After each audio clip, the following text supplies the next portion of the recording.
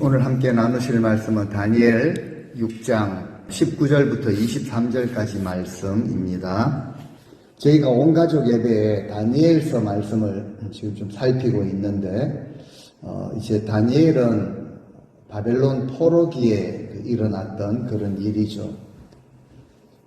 그래서 남유다가 멸망한 그 시점이 이제 주전 586년, 거의 주님 오시기 600년 전의 일입니다.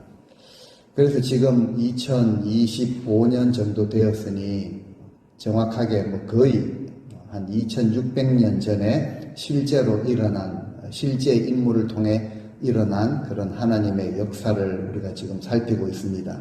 성경의 이야기고 막연한 옛날 고대 이야기가 아니라 2600여 년 전에 일어났던 그런 실제적인 사건을 통하여서 오늘도 우리 스토리텔링, 이야기식으로 쭉 말씀을 살피면서 우리 주님께서 우리에게 주시는 교훈을 함께 살피고자 합니다. 남유다가 이제 바벨론에 의해서 멸망을 당했죠. 하나님께서 바벨론의 느부갓네살을 징계의 도구로 하나님께서 쓰신 것입니다. 그리고 이제 포로로 잡혀왔을 때 이제 귀족, 왕족 중에 뛰어난 청년들을 발탁을 하게 되죠. 바벨론 제국에 도움이 되고자 뛰어난 청년들을 뽑았는데 이제 다니엘과 세 친구들이 포함되어 있었습니다. 왕궁에서 귀한 대접을 받고 바벨론식 교육을 받았죠. 근데 그 지혜가 그들의 눈에 띄게 되죠. 그래서 나라의 어느 누구도 박사들도 해석하지 못했던 느부갓네살의 꿈을 2번이나 해석을 해 주었습니다. 그래서 느부갓네살은 이제 다니엘을 더욱더 귀하게 여기고 높여 주었죠. 그리고 하나님께 찬양을 드리게 되었습니다. 근데 느부갓네살은 결국 유한한 인생이기 때문에 43년을 통치하였는데 그 후에 이제 생을 마감하게 되었습니다. 그 후에 이제 바벨론의 몇몇 왕들을 거치고 마지막 왕이라고 할 수 있는 벨사살, 마지막 왕이 되어서 하나님의 성전에서 가지고 온 그 기구들의 술을 부어서 먹고 마시며 잔치를 벌이다가 그날 밤에 살해를 당하게 되죠. 바벨론은 하룻밤 저녁에 멸망을 당해버리게 됩니다. 그 술잔치 석상에서 어떤 일이 일어납니까? 성전 그 기물에다가 감히 술을 부어서 먹고 마시고 유흥을 벌이다가 건너편 석회벽에 이제 손가락 하나가 나타나서 글씨를 쓰게 되죠. 이것을 본 벨사살의 얼굴이 하얗게 질리게 됩니다. 얼마나 이것이 하나님이 주시는 두려움으로 떨렸던지 무릎이 서로 부딪혀서 떨리는, 뼈가 서로 마주치는 소리가 날 정도였습니다. 뭐라고 적었는지 아십니까? 성경에 메네 데겔 우바르신, 어느 누구도 해석하지 못했던 이 문구를 왕비가 옆에서 조언을 하게 되죠. 왕의 나라에 거룩한 신들의 영이 있는 인물이 하나 있는데 우리 조상 선조 느부갓네살이 박수나 술객이나 점쟁이나 다 이렇게 불러도 이제 해석을 하지 못했던, 그래서 이제 그들의 어른으로 삼았던 다니엘이라는 사람이 있습니다 라고 조언을 해주게 되죠. 다니엘이 부름을 받고 이제 벨사살 왕 앞에 서게 됩니다. 그리고 그 글을 해석해 주죠. 하나님께서 왕을 저울에 달아보시니까 부족함이 보였다. 그래서 왕의 나라를 끝나게 하셨다. 그 벨사살은 선조 느부갓네살이 하나님 앞에서 교만했을 때 어떤 결과를 맞이했는지 알고 있었음에도 불구하고 그 역시 벨사살 역시 천지의 대주자가 되시는 하나님보다 자신을 더 높였죠. 감히 성전 기물을 가지고 오락의 도구로 쓰게 되었죠. 하나님께 영광을 돌리지 않았던 것입니다. 당연히 하나님의 진노를 불러오게 되었고 그래서 하나님께서 왕의 나라를 끝나게 하신 것입니다. 라고 다니엘은 당당하게 말해 주었습니다. 그래서 그 잔치를 벌이던 그날 밤 메대 사람 다리오가 바벨론을 삼키게 되죠. 난공불락의 도성으로 알려져 있었습니다. 어느 누구도 겹겹이 되어 있는 이 바벨론 성은 무너뜨리지 못한다. 하나님께서 역사하시니까 그냥 하루 저녁에 다리오가 바벨론을 삼키면서 바벨론 제국이 마지막을 맞이하게 되었죠. 하나님은 우리 인생을 저울에 달아보시는 분이십니다. 근데 이 하나님의 저울은요, 우리가 평가하듯이 달아보듯이 어떤 업적이나 실력이나 그런 행위로 평가하시는 저울이 아닙니다. 우리 하나님은 우리를 공의라는 이 저울로 우리를 달아보시죠. 예수 그리스도의 보혈로, 그 보혈의 공로로 우리를 달아보시는 분이십니다. 어느 누구도 하나님 앞에 설 수 없는 이런 존재인데요, 주의 보혈로 주님 앞에 회개하고 죄 사함을 얻은 그런 정결한 하나님의 백성으로 우리를 바라보시는 분이시라는 것이죠. 그래서 우리는 이 은혜에 감사함으로 정말 이 은혜를 얼마나 나누며 살았는가, 그리고 이 복된 복음의 소식을 얼마나 우리 삶을 통해서 함께 나누며 전하며 살았는가, 진정한 은혜를 아는 자로 살았는가, 이것으로 하나님은 우리를 평가하십니다. 어떤 업적이나 우리의 실력이 아니라 예수님의 그런 마태복음 25장의 이런 표현들을 보면은 이런 사실들로 우리를 반드시 평가하시는, 달아보시는 하나님이시죠. 그러니까 이것은 복음의 저울입니다. 복음의 저울에 올라서 있는데 우리에게 부족함이 보인다면, 나의 공로가 거기에 들어가 있거나 교만한 모습이 있거나 예수님의 은혜를 싸구려로 여기거나 그렇다면 우리는 다시 반드시 복음으로 돌아가야 합니다. 하나님 앞에서 정말 겸손해야 하고 주님께 우리의 충성을 드릴 수 있어야 합니다. 이제 오늘 본문 6장에 와서 앞에서는 이제 다니엘 세 친구 풀무불에 던져졌죠. 그 세 명이 던져졌는데 그 안에서 네 명이 거닐고 있었죠. 이 이야기와 더불어 다니엘서에서 가장 유명한 이야기 중에 하나이죠. 다니엘이 사자굴에 던져진 이야기입니다. 그래서 오늘 말씀 제목도 Dare to be Daniel, 우리 D2BD라고 이 지역에 우리 청소년들 여름 겨울에 연합 캠프를 하는 그 캠프 이름이 바로 D2BD, Dare to be Daniel이죠. Dare, 감히 누구처럼 어떻게 하다 이런 뜻이 있는데요. 정말 감히 다니엘처럼 용감해 보십시오. 다니엘이 한번 되어 보십시오. 이제 다리오가 이 바벨론을 삼킨 후에 자기 뜻대로 그 제국을요 120개의 도로 나눕니다. 그리고 도마다 고관을 관리를 하나씩 세우죠. 그래서 전국을 자기 뜻대로 통치하기 시작합니다.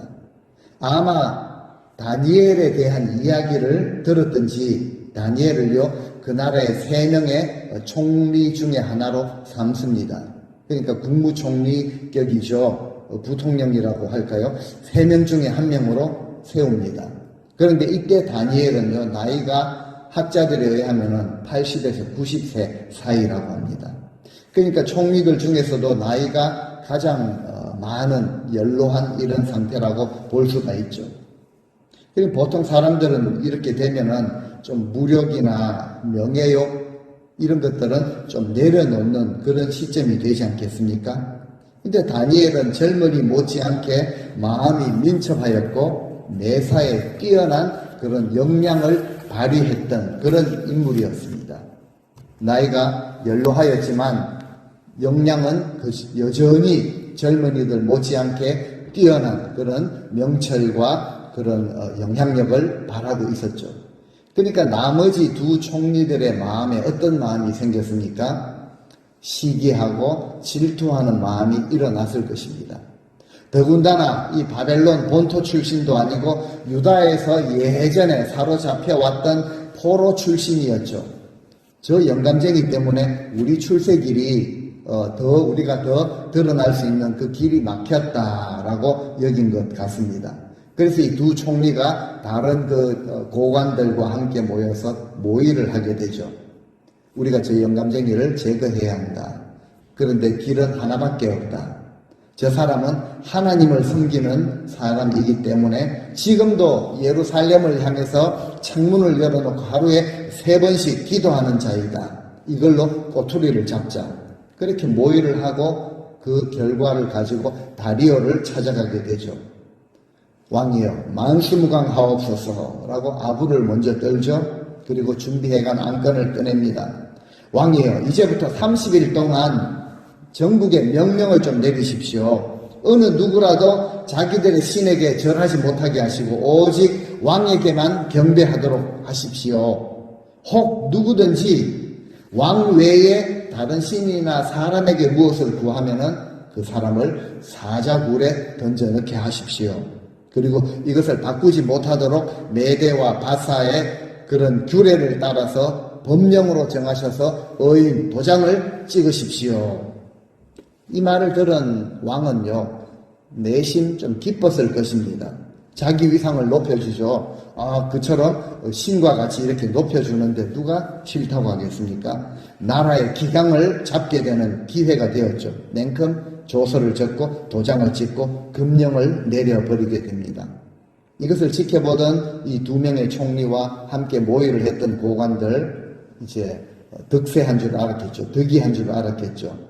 이제 곧 30일 이내에 우리가 결정한 이것이 이루어지리라 라고 착각을 하고 기뻐했을 것입니다. 다니엘 역시 이런 상황을 알고 있었다는 것이죠. 다니엘의 마음은 어떠했을까요? 지금 한 80여 년을 살아오면서 죄수들이 여러 가지 이유로 사자굴에 던져지고 맹수의 밥이 되었던 이런 과정들을 알고 있었을 것입니다. 두려움, 고통 속에 죽어가는 그 광경을 수도 없이 보아왔을 것입니다. 이런 상황을 알고 있었던 다니엘이 어떻게 행동합니까? 여전히 자기 집 윗방에 올라가죠. 예루살렘으로 창문을 열어놓고 하루 3번씩 하나님을 향해 무릎을 꿇고 기도를 드립니다. 근데 기도의 내용을 보니까요, 그의 하나님께 감사하였더라 라고 그렇게 기록을 하고 있습니다. 감사할 때가 아니죠. 그럼에도 다니엘은 그저 지금까지 함께 하신 하나님, 지금의 상황, 나라의 상황은 어떠하든지 앞으로도 함께 하심을 믿고 그저 하나님께 감사를 지금 올려드리고 있습니다. 우리 생각에 다니엘이 그도 이제 인간인데 노년에 그렇게 비참하게 죽고 싶겠습니까? 좀 안정을 누리고 조금만 융통성을 가졌더라면은 기도할 때 굳이 창문을 열어놓고 그렇게 기도해야만 하나? 누구나 다 이렇게 생각할 것입니다. 반드시 창문을 열고 예루살렘을 향해 기도해야지만 하나님께서 잘 들으신다라는 법도 없습니다.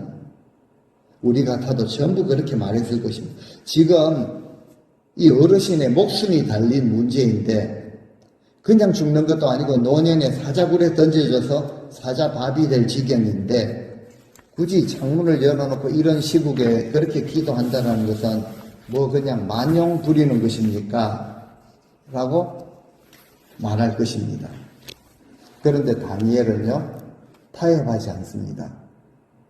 타협하지 않는 이런 절대적인 신앙이 결국은 놀라운 그런 기적을 하나님의 역사를 불러오게 되는 것을 우리는 보게 됩니다. 당연히 다니엘이 고소를 당하게 되죠. 두 총리가 이제는 됐다라고 생각하고 왕에게 나아가서 이제 왕이 메대와 바사에 변하지 않는 법으로 만든 이 금령을 확인시키죠. 어거지로 다니엘을 고소합니다. 왕이시여, 이것은 왕이 도장을 찍으신, 왕의 자리에서 의인을 찍으신 일입니다. 다니엘을 향한 시기심이 얼마나 컸든지 왕 앞에서 총리라고 하지 않고 무엇이라고 하는가? 이제 오늘 읽은 본문 그 전에 보면 13절에 이렇게 말하죠. 사로잡혀온 유다 자손 중에 한 명이라고 말합니다. 그 어르신을 향해서 이제는 연륜이 쌓여 있는 그 다니엘을 향해서 사로잡혀온 유다 자손 중에 한 명, 포로 중에 한 사람이라고 비하하면서 말하죠. 그 다니엘이 왕의 금령을 존중하지 않고 하루 3번씩 지금 예루살렘을 향해 창문을 열어놓고 기도합니다. 이제 왕이 좀 뒤늦게 깨달은 것 같습니다. 14절에 보면은 이 말 때문에 근심을 하게 되죠. 심히 근심하게 됩니다. 그리고 다니엘을 어떻게든 건져보려고 애를 쓰지만 방법이 없었죠. 자신이 왕의 자리에서 이렇게 한번 도장을 찍은 그런 일이었죠. 그 해가 질 때쯤 이르렀다라고 되어 있습니다.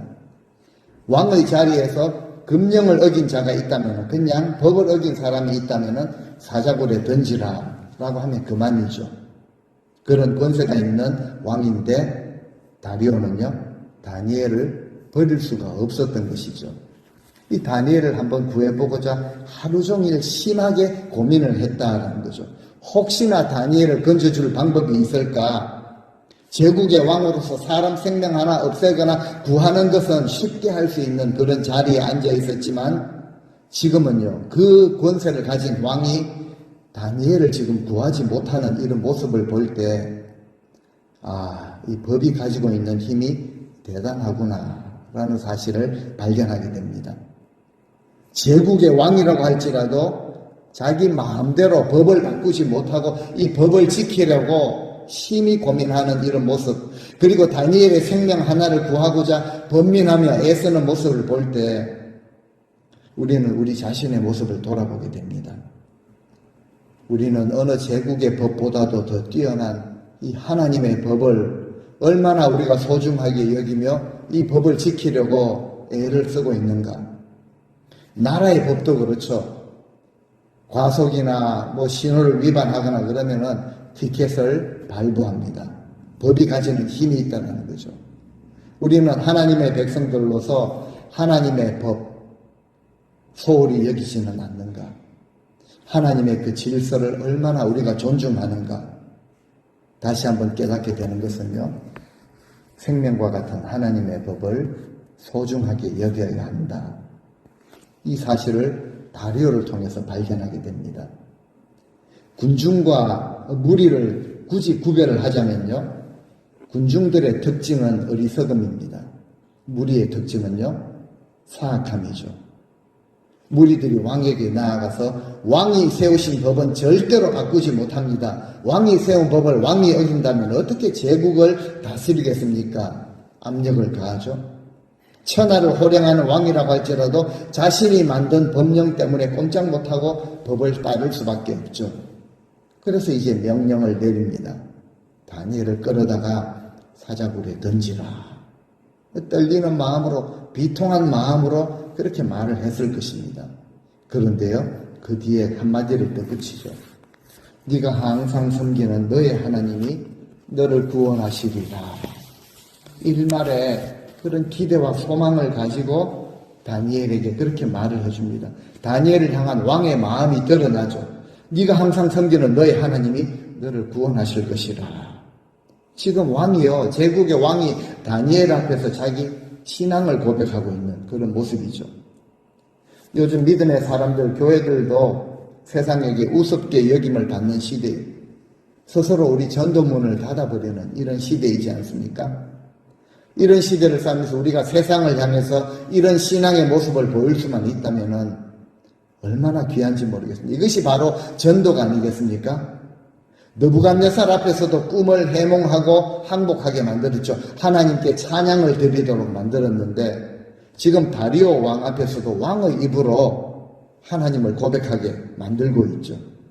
삶으로 하나님을 전하는, 하나님의 살아계심을 전하는, 진짜 전도하는 그런 모습이라고 볼 수 있습니다. 그래서 17절 말씀에는요, 돌을 굴려다가 굴어기를 막죠. 이 사자굴에 던지고 돌을 굴려서 그 입구를 막아버립니다. 그리고 왕의 도장, 귀족들의 도장을 다 찍어서 봉하게 되죠. 누구도 열지 못하도록, 함부로 열지 못하도록 입구를 딱 봉해 놓습니다. 그리고 왕궁에 돌아온 왕의 마음은 어떨까요? 그 이후로 밥을 먹지 못했죠. 음식을 먹지 못합니다. 금식을 하게 되죠. 오락도 다 그칩니다. 그리고 잠도 자지 못했다라고 18절에 기록을 하고 있습니다. 얼마나 후회스러웠겠습니까? 아마 밤새 잠을 자지 못하고 음식을 먹지 못하고 하나님께 기도를 드렸을지도 모르겠습니다. 그리고 이튿날 날이 밝자마자 새벽에 일어나게 되죠. 자리에서 일어나 급하게 사자굴로 갑니다. 일말의 그런 기대가 있었던 것이죠. 그 앞에서 사자굴 앞에서 왕이 크게 소리를 지르면서 외치죠. 20절 말씀입니다. 같이 한번 읽어보시겠습니다.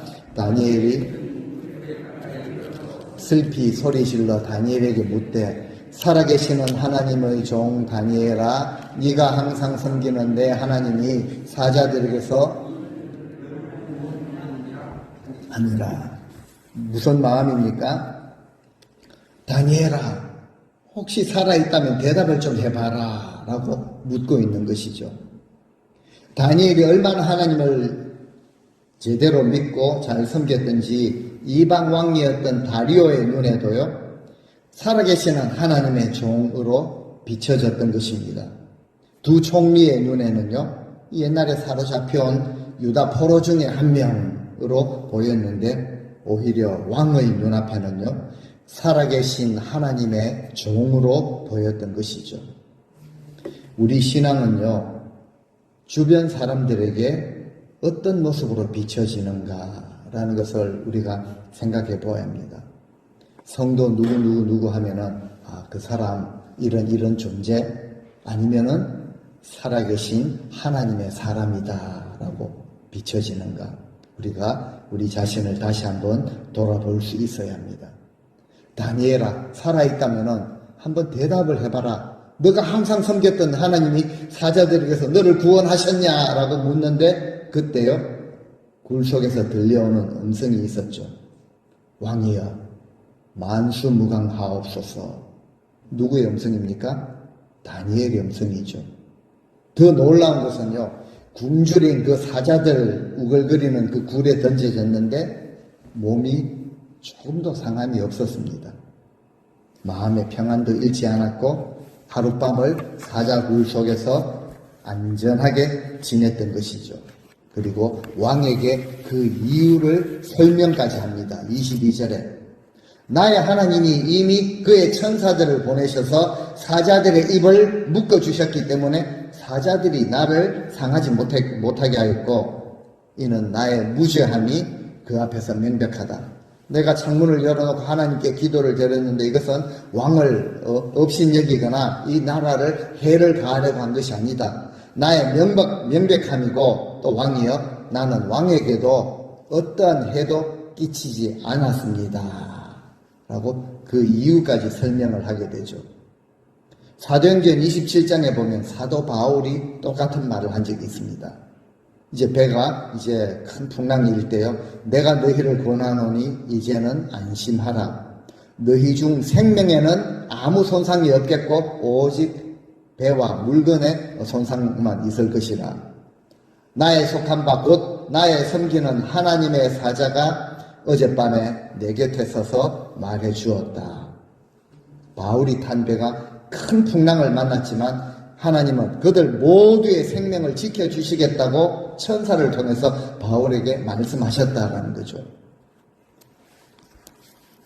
살아계신 하나님은 다니엘과 바울뿐만이 아니라 오늘날도 하나님을 진실하게 믿는, 섬기는 모든 자들이 어려움과 고난을 만날 때요, 하나님의 사자, 천사를 보내셔서 지켜주십니다. 풀무불 속에서도 불의 세력을 꺾으신 것처럼, 사자굴 속에서도 사자들의 입을 막으신 것처럼, 바울이 만난 배가 큰 풍랑을 만났지만 풍랑 속에서도 파도를 잠잠케 하신 것처럼, 오늘도 우리가 만나는 여러 가지 불같은 그런 시험을 막아주시고 능히 이기도록 지켜주시는 것입니다. 주의 천사는요, 구원받은 백성들을 지키기 위해서 보내심을 받은 하나님의 사자들입니다.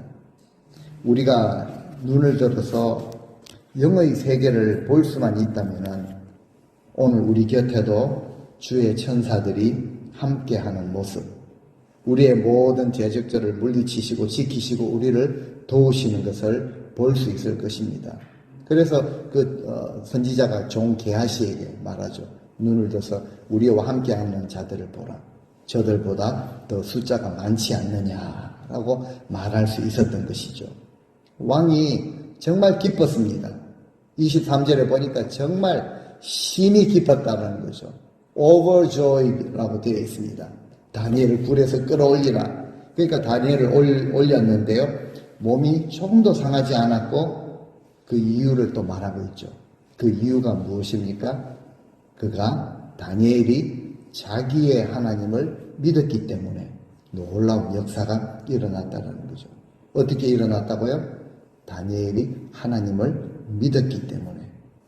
하나님의 도우심으로 아무 해를 입지 않았던 다니엘, 80이 훌쩍 넘어버린 이 노인이 사자굴에 던져졌는데 몸이 조금도 상하지 않았다. 이유는 자기의 하나님을 믿었기 때문이라.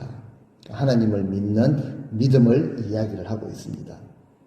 다른 사람이 믿는 하나님, 다른 사람이 경험했던 하나님을 나의 하나님이라고 착각하는 이런 경우도 있을 수 있습니다. 하지만 우리는요, 하나님을 오늘 우리가 찬송한 것처럼 길을 만드신 그 하나님, 그분은 나의 하나님으로 고백할 수 있어야 합니다. 나의 하나님으로 확실히 믿고 고백할 때 나를 도우시는, 나의 길을 열어주시는 하나님을 경험하게 되는 것이죠. 24절 말씀은 대역전입니다. 어떤 역전이 일어나는가요? 왕이 얼마나 분노했든지 다니엘을 고소한 자들을 끌어오게 하고 그들뿐만이 아니라 그들의 처자식들도 함께 사자굴에 던지라라고 명령을 내리죠. 왕으로서 이런 권력이 있었던 자입니다. 앞에서는 왜 그렇게 하지 못했던가요? 법이 가지는 힘으로. 이제는 하나님의 역사하심을 보니까요, 그 가족들까지 전부 던지라. 바닥에 닿기도 전에 사자들이 달려들어서 물어 떴는데요, 뼈가 부서지는 소리가 들릴 정도였습니다. 하나님께서 갚아주시면은 이 정도라는 것이죠. 역전 중에서도 대역전이 아니겠습니까? 우리 주변에 우리를 대적하는 무리들이 항상 사탄 마귀가 우리를 참소하죠. 우리 앞에 올무를 펼쳐놓고 있습니다. 그런데요, 일은 반드시 거둔 대로, 심은 대로 거두게 되어 있습니다. 결국 그 올무에 자기 자신들이 걸려들 뿐이죠. 모르드게를 죽이려고 하만이 그 세운 장대에 결국 자신이 달리게 되는 것입니다. 다니엘의 세 친구들을 끌고 갔던 그 병사들이 오히려 뜨거운 불에 다 죽을 정도라는 거죠. 다니엘을 참소하던 자들은 가족들까지 죽임을 당하게 되는. 그래서 우리 믿음의 사람들은 모든 억울한 일들을 하나님께 맡겨드릴 수 있는 믿음이 있어야 합니다. 공의의 하나님은요, 모든 일을 공의롭게 해결해 주시는 분이십니다. 이 하나님을 믿는 믿음이 있다면은 감히 우리는 절대로 내가 해결을 하려고 하거나 내 입맛대로 조절하려고 하는 이런 어리석은 행동을 하지 않게 되는 것이죠.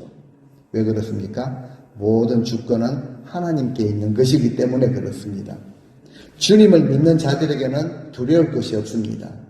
우리가 믿음의 절개를 지키면 아무리 사망의 음침한 골짜기로 다닐지라도 주의 지팡이와 막대기가, 다윗의 고백처럼요, 사망의 음침한 골짜기를 다녀도 주님의 막대기와 지팡이를 우리를 안위하시고 원수들의 눈앞에서 상을 차려주시는 것이죠.